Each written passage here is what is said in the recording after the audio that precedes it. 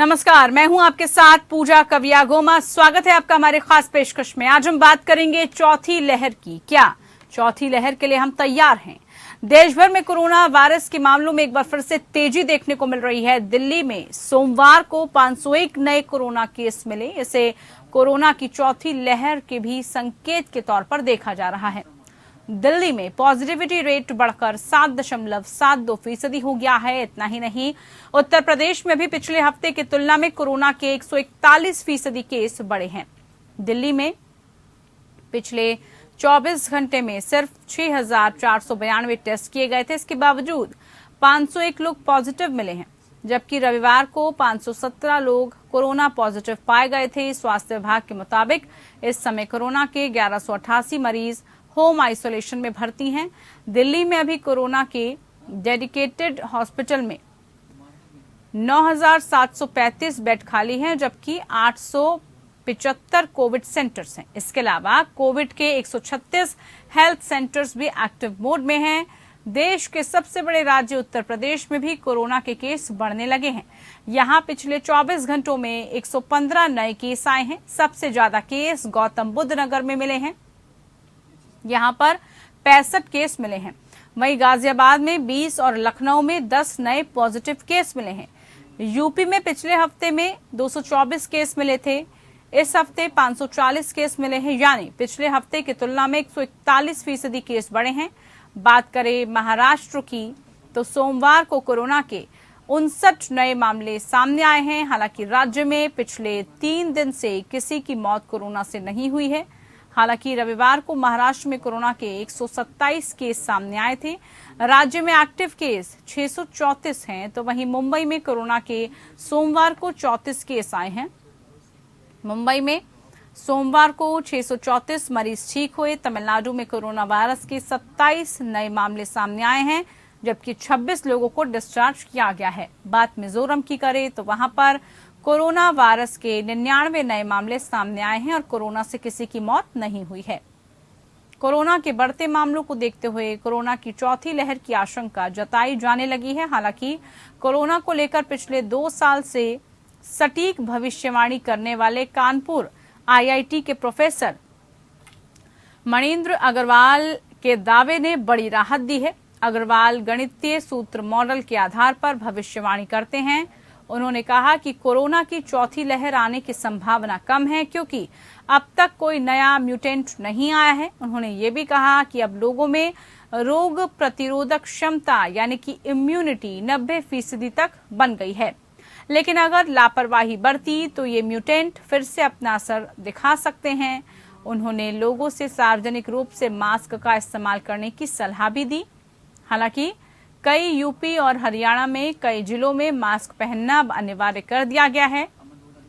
हालांकि दिल्ली में अभी तक मास्क को जरूरी नहीं किया गया है। सवाल है कि क्या चौथी लहर के संकेत नजर आ रहे हैं? अगर चौथी लहर आती है तो क्या हम उसके लिए तैयार हैं? चौथी लहर से निपटने के लिए क्या किया जाना चाहिए? इन तमाम पहलुओं पर आज विशेषज्ञों से चर्चा करेंगे, उनकी राय जानेंगे और कोशिश यही कि किस तरह की तैयारी है हमारी, उसको लेकर चर्चा करें। चलिए, तो खास मेहमान हमारे साथ जुड़ चुके हैं, परिचय आपका करा देते हैं। हमारे साथ डॉक्टर एम वली, सीनियर डॉक्टर, गंगाराम हॉस्पिटल से। बहुत स्वागत है डॉक्टर एम वली कार्यक्रम में आपका। हमारे साथ doctor Rahul Sharma, senior doctor, Dharamshila hospital से। बहुत स्वागत है आपका डॉक्टर राहुल कार्यक्रम में। तो सबसे पहले जिस सवाल को लेकर आज हम फिर से एक साथ आए हैं, जिसकी चर्चा हम लगातार पिछले कई दिनों से कर रहे थे, डॉक्टर एम वली आप ही से शुरुआत करते हैं। चौथी लहर को लेकर कुछ ना कुछ सुगबुगाहट होने लगी है, थोड़ी चर्चा फिर आने लगी है। जैसे ही केसेस बढ़ने लगते हैं, जैसे ही हमें लगता है कि फिर जैसी स्थिति ना हो जाए, आभास होने लगता है, तो तुरंत चर्चाएं शुरू हो जाती हैं। आपसे जरा समझना चाहेंगे, जो अब केसेस बढ़ रहे हैं उसको कैसे देखा जाए? क्या चौथी लहर के नजरिए से ही इसको देखा जाना चाहिए? बताइए। हाँ पूजा, थैंक यू। देखिए, इस समय बहुत ही अलर्ट रहने का समय है और अभी पिछले दिनों कई फेस्टिवल्स भी हमने अटेंड किए हैं। एक बात जो देखने में आ रही है वो ये आ रही है कि लोग बहुत ज्यादा तादाद में बाहर निकल रहे हैं, बहुत ज्यादा तादाद में घुल मिल रहे हैं बड़े फंक्शन होने बहुत ज्यादा शुरू हो गए। पहले लोग थोड़ा सा रेस्ट्रिक्ट रखे हुए थे अपने को बड़े, और जो डेटा आप दे रही हैं उसके हिसाब से स्टेडी राइज हो रहा है कोरोना के केसेस में। और ये मामला स्कूल से शुरू हुआ है 3-4 दिन पहले। तो जब स्कूलों में डिटेक्ट हुए कोरोना के फ्रेश केसेस तो लोगों में बड़ी एकदम से जागरूकता आई, मैं तो ये कहूंगा, और उन्होंने दोबारा से इसका संज्ञान लिया और बच्चों को स्कूल भेजने पे और टेस्टिंग कराने पे, दोनों पे उन्होंने संज्ञान लिया। टेस्टिंग ज्यादा हो गई सडनली, और मैंने भी देखा डे टू डे प्रैक्टिस में नए केसेस आए हैं जिनमें माइल्ड संक्रमण है। आपने अभी जो डाटा दिए हैं पूरे इंडिया के करीब करीब आपने डाटा दिए हैं, उसमें एक चीज कॉमन है कि कोरोना के केसेस बढ़ रहे हैं। ये बात एक उसमें एक कॉमन फैक्टर है। और इसमें एक चीज ये भी आपने बताया कि मास्क का जो यूज है तो कहीं कहीं अब अनिवार्य दोबारा से किया जा रहा है। हमारे यहाँ दिल्ली में इस समय डिजास्टर मैनेजमेंट जो हमारा है उसकी बैठक चल रही है, और वो इसका संज्ञान लेके मुझे लगता है शाम तक अनाउंस करेंगे कि मास्क को, फिर मास्क का जो मैंडेट है तो दोबारा वापस लाया जाए और मास्क के द्वारा ही लोगों को आगाह किया जाए कि मास्क इसका विकल्प है। क्योंकि टीका और इम्यूनिटी की बात तो हमने भी करी शॉर्टली, आपने भी बोला, वो हम ठीक रफ्तार पे चल रहे हैं और अच्छा टीकाकरण हो रहा है। मंडे को 14,965 कोविड के जो हैं वो शॉट्स दिए गए। तो इस हिसाब से अगर देखें तो दिल्ली के एक शहर में इतने शॉट्स तो इंडिया के लेवल पे ठीक है। वैक्सीनेशन और छोटे बच्चों में भी अभी होना बाकी है, 5 साल से कम के, वो एक मसला एक अलग चल रहा है। तो जो 15 साल प्लस है उनमें वैक्सीनेशन, और जिनका बूस्टर डोज लगना है, सिक पेशेंट, उनमें वैक्सीनेशन, तो सबको मिला के सिचुएशन इस समय होता है कि हम अपना गार्ड को लोअर ना करें और हम मास्क के ऊपर ध्यान दें और अच्छा वाला मास्क N95 लगाएं।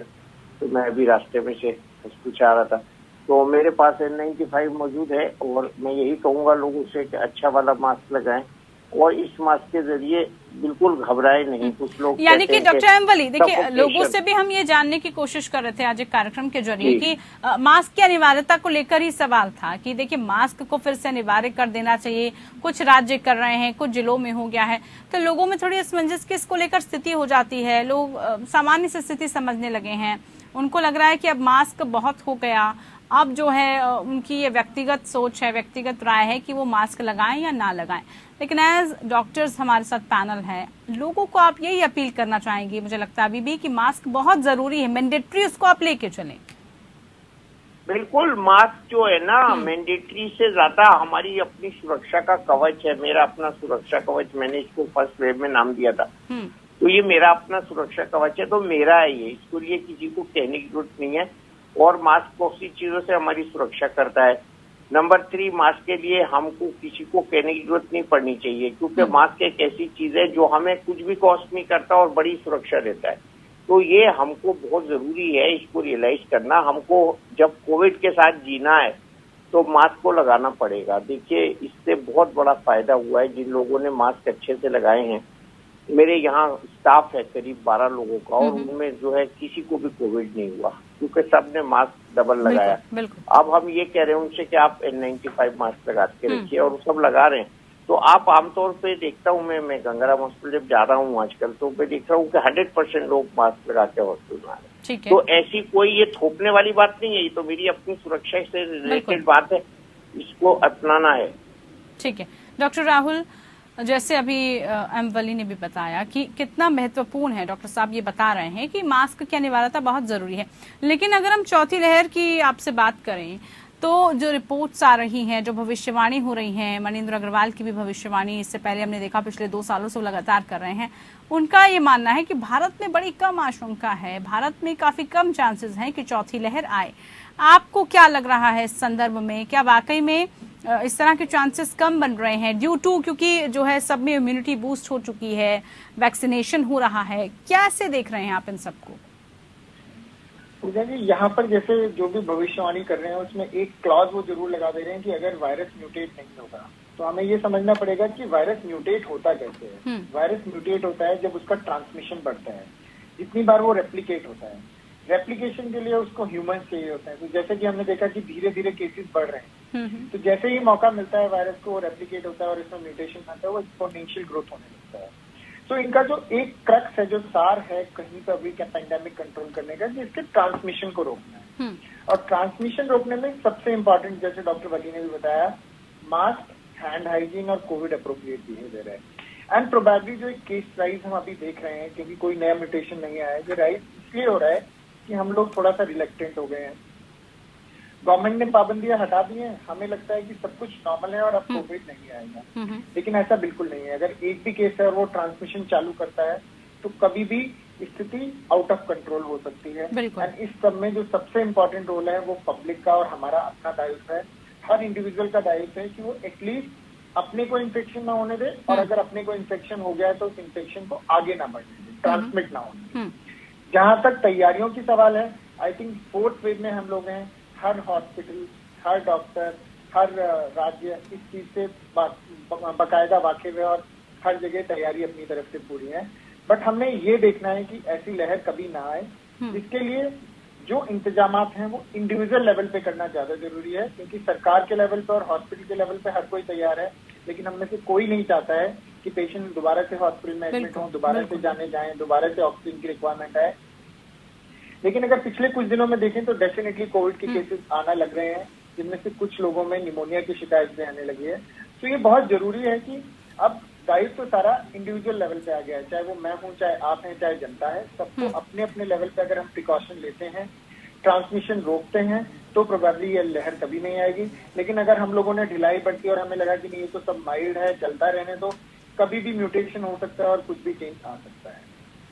बिल्कुल, ये बड़ी महत्वपूर्ण बात है कि ढिलाई नहीं बरतनी है, हमें सतर्क हमेशा रहना है, क्योंकि जिस तरह की पाबंदियों में छूट मिलने लग जाती है, थोड़ी रियायत मिलने लग जाती है, तो लोगों में भी इस तरह की प्रवृत्ति आ जाती है डॉक्टर एम वली कि ठीक है, अब सब ठीक तो है, सब ठीक चल रहा है, इंजेक्शन भी लगवा लिया, वैक्सीनेट हो गए हैं, अब किस बात की दिक्कत। और इसीलिए देख रहे हैं, जैसे आपने भी जिक्र किया शुरुआत में, कि बहुत ज्यादा गैदरिंग होने लगी है, सार्वजनिक जगहों पर भीड़ भाड़ बहुत ज्यादा बढ़ रही है, पहले जैसा माहौल लोग समझने लगे हैं। इसको लेकर जो है जरा आप भी समझाइए कि लोगों को कितना और सचेत रहने की जरूरत है। और सबसे अहम सवाल एक ये भी है कि जैसे केसेस हमने देखे, स्कूलों से शुरुआत हुई, अब बच्चों के लिए कितनी मुश्किल है। अभिभावकों को ये कैसे समझाया जाए कि अब आप फिर से बच्चों को स्कूल भेजिए, बार बार स्कूलों को फिर बंद करना पड़ रहा है, कभी खुल रहे हैं, तो ये जो माहौल है इससे कैसे निपटा जाए। बिल्कुल पूजा जी, अच्छी बात है ये, आपने इस बात को खोल के बयान किया और उससे मुझे उत्तर मांगा। मैं तो यही कहूंगा, देखिए हर बच्चा जो है इम्पोर्टेंट है, हर बच्चे का वैक्सीनेशन इम्पोर्टेंट है। जिस एज का वैक्सीनेशन हो गया है, आपने वो अचीव कर लिया है, उसके बाद हमको घर पे सावधानी से रहना इम्पोर्टेंट है। हमको कोविड को भूलना नहीं है, it should be hounding our mind. हमारे के आसपास कोविड घूम रहा है, हमको इस बात का संज्ञान रखना है। हमको कोविड दिखाई नहीं देता है, हमको ये भी जानना है ये अदृश्य वायरस है, तो हमको पोल्यूशन की तरह कोविड दिखाई नहीं देगा, लेकिन कोविड है। अब कोविड से वैक्सीनेशन के बाद या कोविड से हमको इम्यूनिटी मिलने के बाद जो नॉर्मल नेचुरल सफरर्स हैं उनको इम्यूनिटी मिली है, उसमें जो बचाव हुआ है वो कितने दिन तक कितना रहेगा, इससे हमको इस पे डिबेट अभी नहीं करनी है। अब हमें डिबेट जो है वो इस पे करनी है कि हमको अपने को इससे कैसे बचाना है। बचाने के लिए कोविड एप्रोप्रिएट बिहेवियर, और उसके साथ साथ हमको अपनी भीड़ में जाने को कमी रखनी है। कोविड का गार्ड हमें ढीला नहीं करना है। लोग अभी ये भी भूल गए हैं काफी हद तक, हैंड को सैनिटाइज करना भूल गए। तो ये मैं उनको याद दिलाऊंगा, हैंड सैनिटाइजेशन, डिस्टेंस और मास्क ये बहुत जरूरी है। और ये ऐसे उपाय हैं जो श्योर शॉट हैं, इसको रोकथाम के लिए मास्क अगर हम लगाएंगे तो ये कोविड छन जाएगा, कोविड का वायरस नहीं पहुंचेगा और हमको नुकसान नहीं होगा। स्कूलों में बच्चों को भी भेजना है, हम उनको बंद नहीं कर सकते, हमको बाहर मार्केट में भी जाना है। तो कॉमन डिनोमिनेटर जो हमको मिल रहा है वो मिल रहा है मास्क, उसको अभी नहीं छोड़ना है। ये मैं दोबारा से इस बात को दोहराऊंगा कि पाबंदी सरकार लगाए या न लगाए, हमको खुद अपनी पाबंदी मास्क की तो कम से कम अपने ऊपर लगानी है। और शायद कल से इस पे सरकार का विचार हो गया हो आज, तो इस पे कुछ रोशनी डाली जाए या नेक्स्ट वीक से डाली जाए। तो सरकार अगर नहीं भी डाल रही है तो हमको मास्क को लगाना है। हमें खुद से जो है इसको लेकर एहतियात समझना होगा। डॉक्टर राहुल, हर पहलू पर जब हम नजर डाल रहे हैं तो जरा इसको भी हमें समझना होगा कि वैक्सीनेशन के साथ साथ वैक्सीनेट तो सब हो रहे हैं, अपनी जो हमें सतर्कता है वो कितनी जरूरी है, और साथ ही साथ जैसे अब छोटे बच्चों की बात आ रही है, स्कूल छोटे बच्चों के भी खुल चुके हैं, एकदम से केसेस जो है नोएडा में हमने देखे, इंदिरापुरम में हमने देखा कि स्कूलों में आने लगे हैं। तो ये सब देखते हुए बच्चों के लिए क्या आपकी सलाह है, बच्चों के पेरेंट्स के लिए क्या सलाह है, स्कूल भेजे उनको, नहीं भेजे, किस तरह से टैकल किया जाए सबको? आई थिंक ये बहुत महत्वपूर्ण सवाल आया है कि जब से स्कूल खुल गए हैं, कुछ केसेस स्कूल में आए हैं, जिसके बाद हर पेरेंट्स के मन में ये सवाल है कि हमें अपने बच्चों को स्कूल भेजना है या नहीं भेजना है।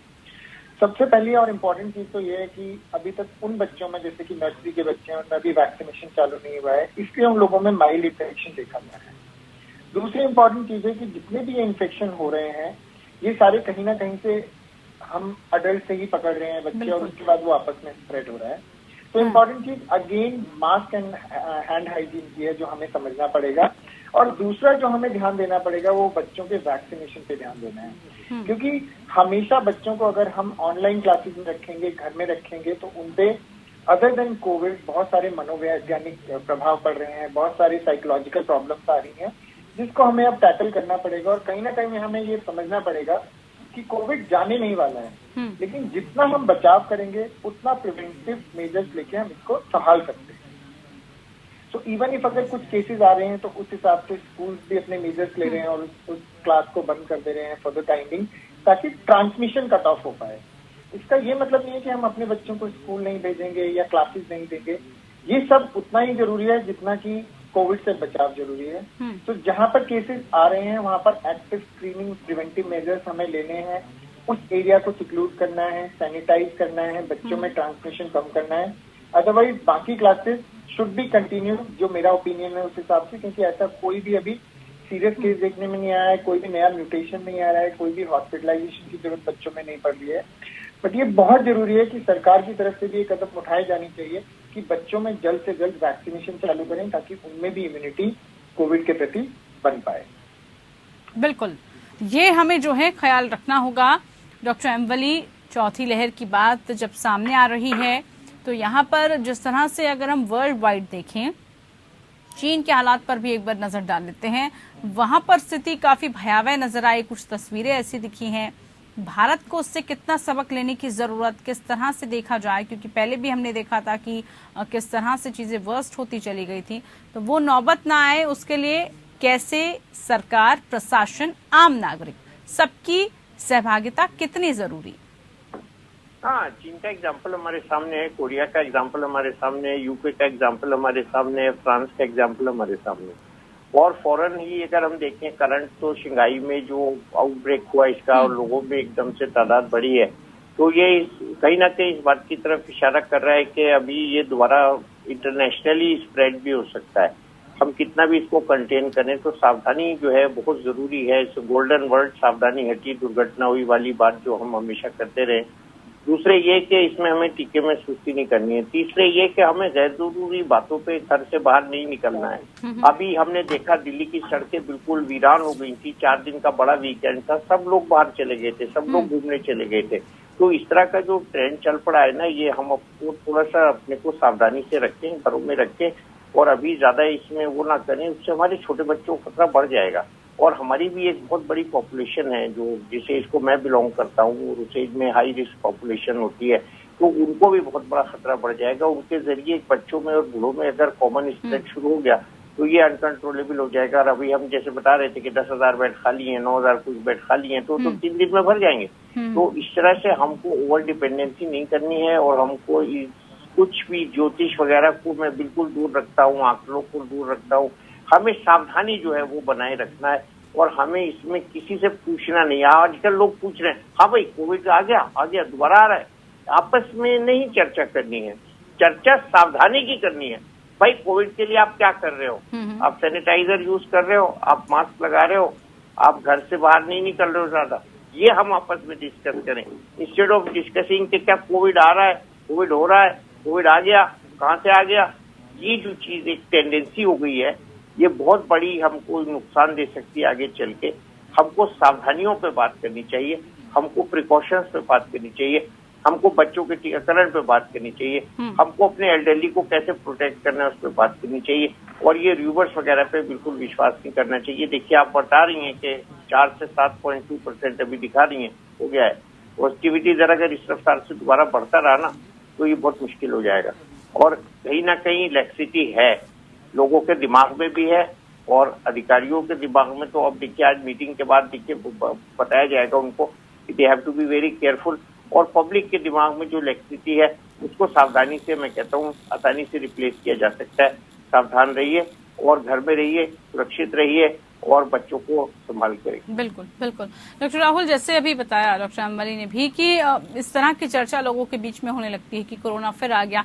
ये कब समझा जाएगा कि कोरोना अभी गया ही नहीं है?